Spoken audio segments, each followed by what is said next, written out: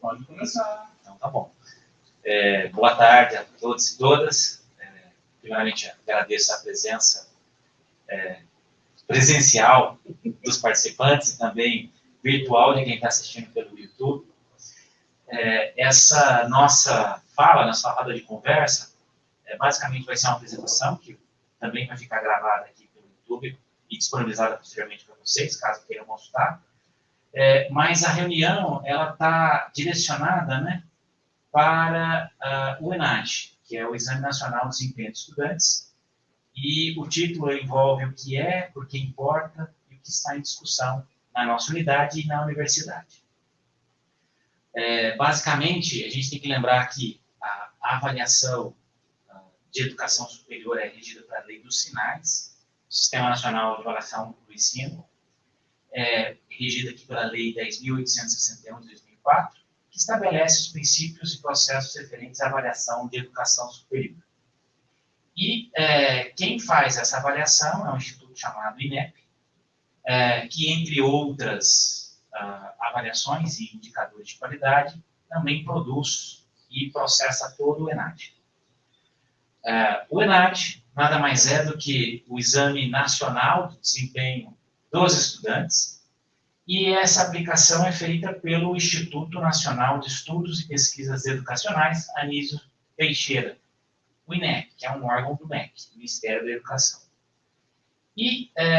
Educação e Cultura. E avalia o rendimento dos estudantes concluintes, verificando, então, as habilidades, competências e conhecimentos adquiridos durante o curso.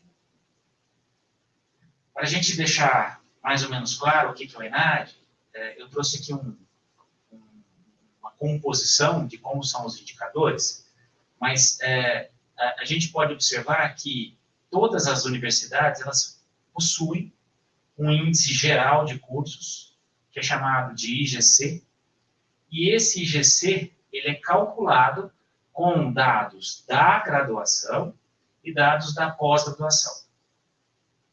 Esses dados da graduação são principalmente fundamentados no conceito preliminar de curso, ou CPC, o qual ele adquire, né, na verdade, ele é gerado por características do corpo docente, por questionário do estudante, que daqui a pouco eu explico o que significa isso, por parte dos alunos, pelo conceito do ENAD e por um outro indicador chamado IDD, que é o indicador de diferença entre os desempenhos esperado e observado de alunos ingressantes e concluintes. Então, todos esses dados aqui, eles geram um conceito preliminar de curso, que é um dado muito importante para os cursos de graduação nacionais, né? Basicamente, o conceito ENAD, né, que gera o conceito preliminar de curso, que é um dos fatores que gera esse conceito preliminar de curso, ele advém da prova chamada prova de avaliação ENAD. Essa prova é feita para os alunos concluintes do curso e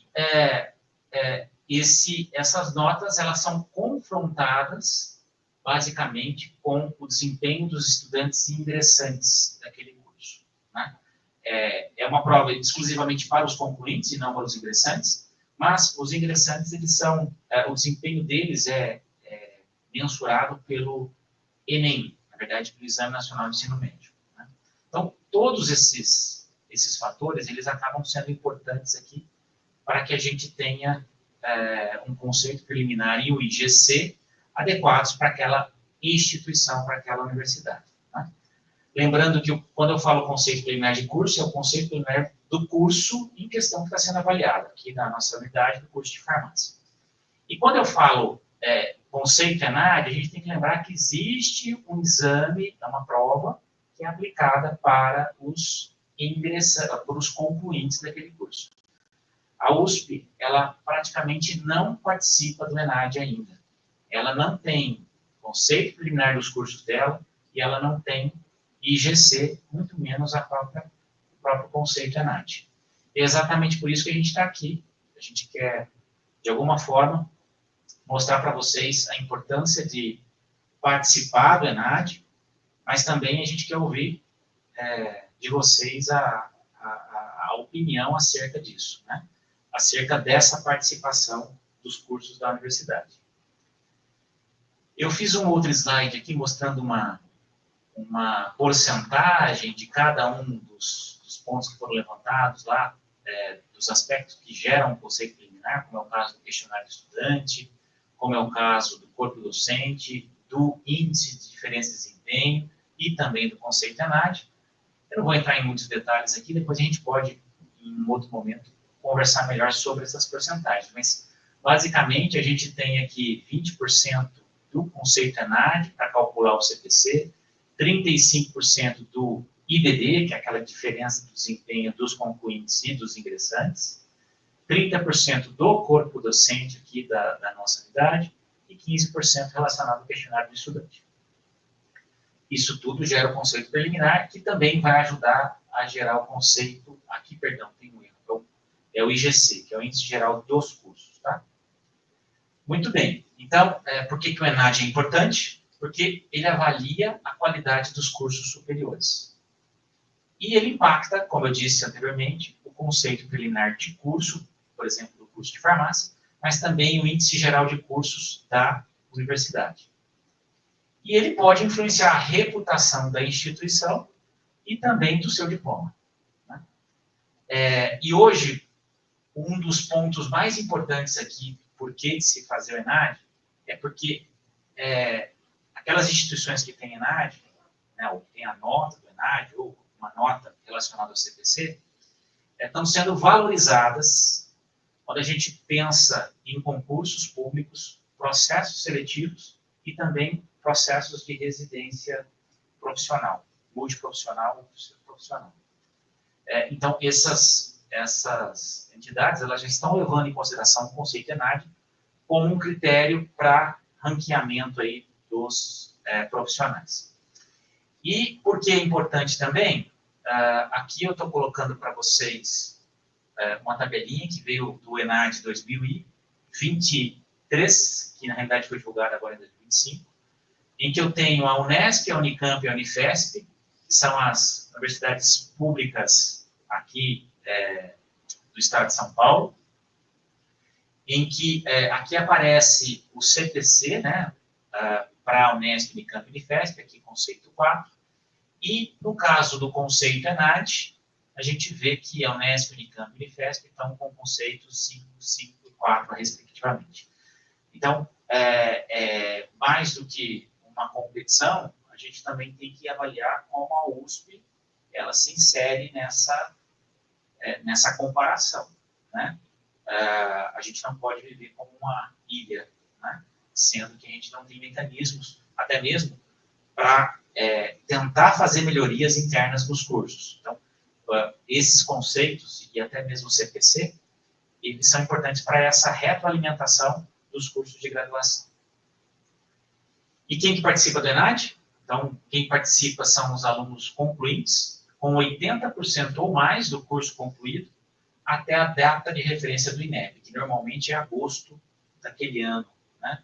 Então, aqueles concluintes até agosto desse ano vão fazer, obviamente, o ENAD, né?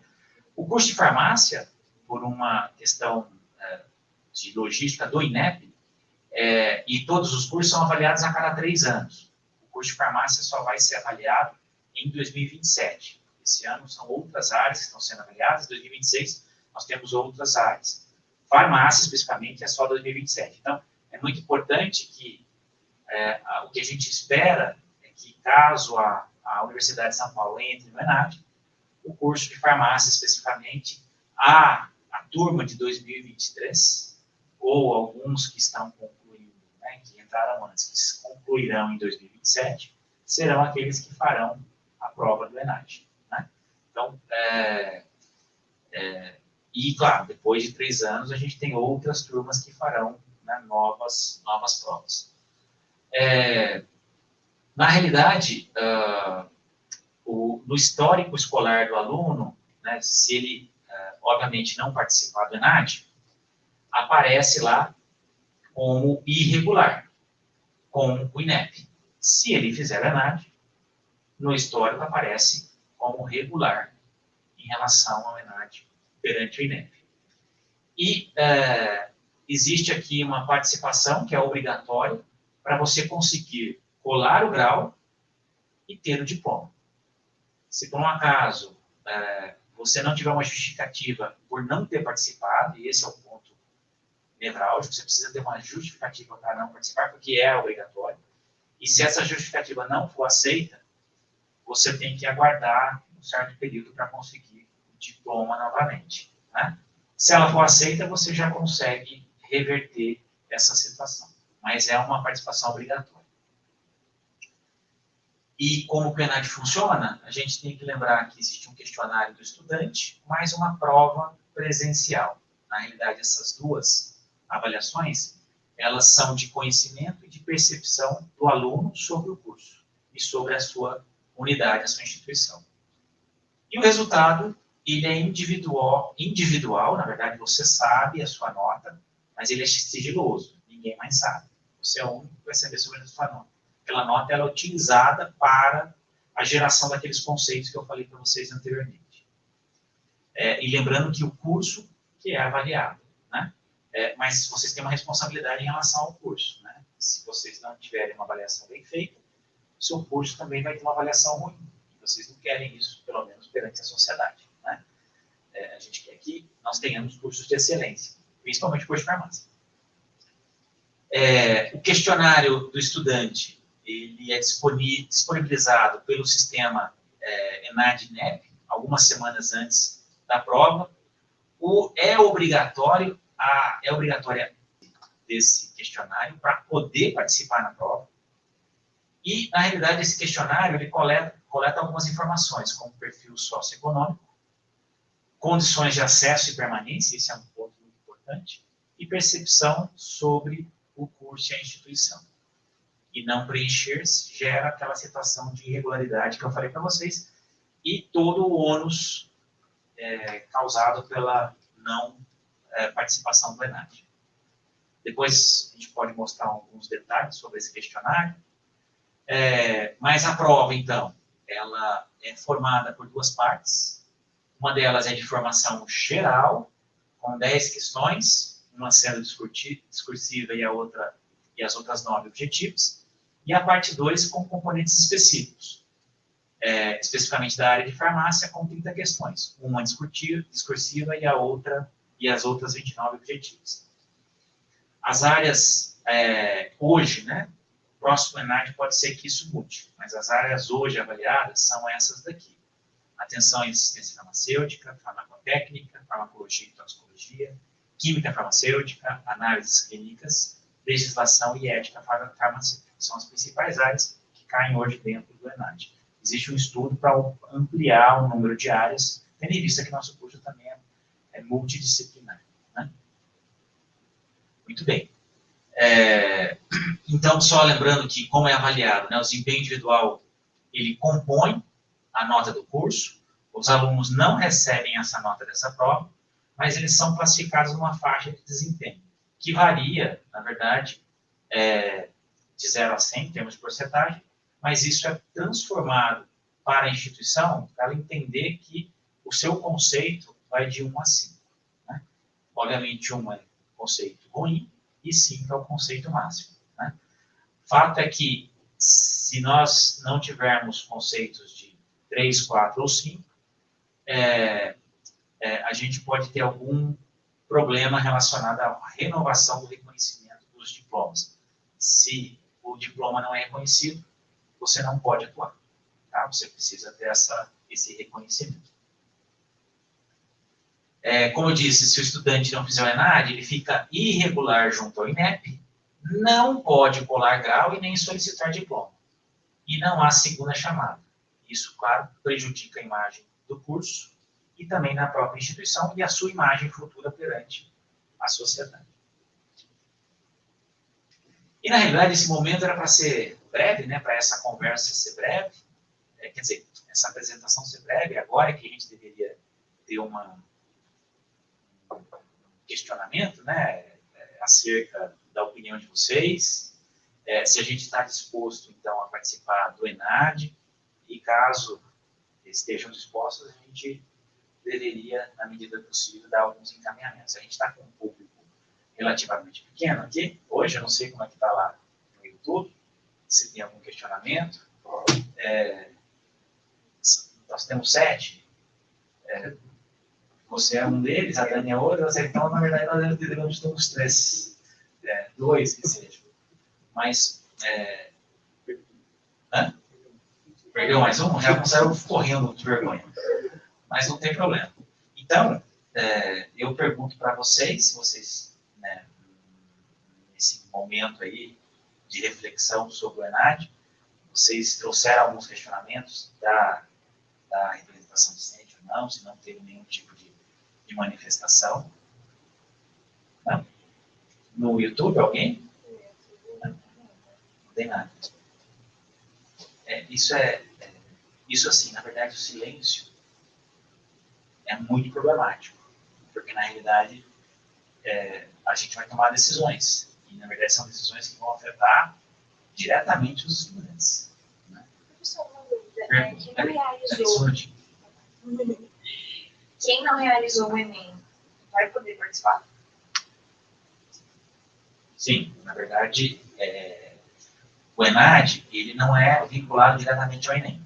Tá? Então, assim, a nota, aquele IDD que eu comentei com vocês lá, cara, né, que é o índice de desempenho entre alunos ingressantes e concluintes, ele utiliza a nota do ENAD e a nota do Enem. Mas quem não fez Enem, o INEP tem uma fórmula que ele retira essa nota do Enem. E ele só avalia o ganho de conhecimento da formação específica e geral. Tá? Mais algum questionamento? Nesse primeiro momento, quais turmas serão atingidas? Atingidas não, terão que fazer. Nesse primeiro momento, quais turmas da FCF que vão precisar fazer esse Enem, possivelmente? ENAD. O ENAD. Então, na realidade, a gente prevê que a turma que entrou em 2023, mas aqueles que estão, obviamente, que estarão regular no curso e tem formatura prevista para 2027. Mas, possivelmente, alunos que entraram em 22, 21, talvez 20, né, a depender aí do percurso formativo deles, se está tudo ok ou não, eles podem também estar fazendo esse ENAD em 2027. Né? Mas, oficialmente, né, se a gente pensar no mundo ideal, é o pessoal de 2023. Então, o pessoal de 2023 tinha que estar aqui em peso. Já estou dando uma bronca. Mais alguma dúvida? Oi, Roberto. Acho que talvez seja interessante para nós, para deixar registrado no YouTube, essa questão de não colar grau e não receber o diploma. Pode ficar para sempre isso daí, o aluno nunca mais vai conseguir se não fez o ENAD? Quanto tempo, na verdade, você tem uma ideia? Na verdade, é assim, ele pode não fazer o ENAD, mas ele tem que apresentar a justificativa junto ao INEP. Então, ele vai entrar no sistema, eu tive um problema de saúde. Então, ele vai lá e coloca um atestado, faz toda a justificativa, e isso, o INEP, ele analisa se foi adequado ou não a justificativa. A partir do momento que foi adequado, ele consegue regularizar a situação do aluno perante o INEP, e aí você pode colar grau e ter o diploma. Agora, se você não apresentar a justificativa, você tem que aguardar até a próximo oferecimento ou edição do ENAD. Depois de 3 anos. Né? E lembrando que não ter o diploma, você impacta na sua vida profissional. Né? Mas o mais importante aí, que eu gostaria de deixar reforçado, é que a participação, cada dia mais, a participação na ENAD está sendo um mecanismo, um critério utilizado por empresas, por instituições públicas, para se ranquear alunos dentro dos processos seletivos, dos concursos, não pela sua nota, não é isso, eu falei, a nota sua, ninguém sabe. Na realidade, pela nota do curso e da da instituição. Isso é um ponto. Então, tem esse, na verdade, não é uma penalização tão grande, né? Se a gente for avaliar do ponto de vista de não ter o diploma, é só se eu fizer realmente algo muito, né, deixar para lá e não, eu sou obrigado a fazer, mas eu não faço nada, nem justificar eu justifico. Né? Pode acontecer da justificativa não ser aceita também, a depender do tipo, né? Mas eu acho que já é mais difícil. O que precisa ter é uma motivação mesmo, um engajamento. Eu falo que hoje a gente não consegue se comparar a outras universidades públicas aqui da nossa. A gente acha que, novamente, nós somos excelentes. Não somos excelentes, mas quão excelentes nós somos em comparação com outros. Né? A gente também tem que ter o pezinho no chão. Isso é um ponto importante até para que a gente mostre para a sociedade também a importância da universidade, da USP. Né? Por que a USP não aparece nos rankings, ou nessa forma que é tão difundida aí de apresentação da NAD, né? Por que a USP não aparece? A gente precisa prestar contas disso também. Tudo bem? Mais dúvidas? Essa é a roda de conversa mais rápida que eu já participei da minha vida. E com o maior número de participantes. Que não estudantes, inclusive. Bom, tá bom. Acho que a gente pode encerrar por aqui, já que nós não temos nenhuma outra manifestação. Já estamos com 30 minutos aí de roda. Não apareceu mais ninguém por enquanto? Não, né? Então, tá bom. Então, acho que a gente fala com a Catarina para encerrar. Tá bom. Então, acho que é isso. Obrigado a todos e todas. E amanhã na CG a gente tem que deliberar algumas coisas em relação a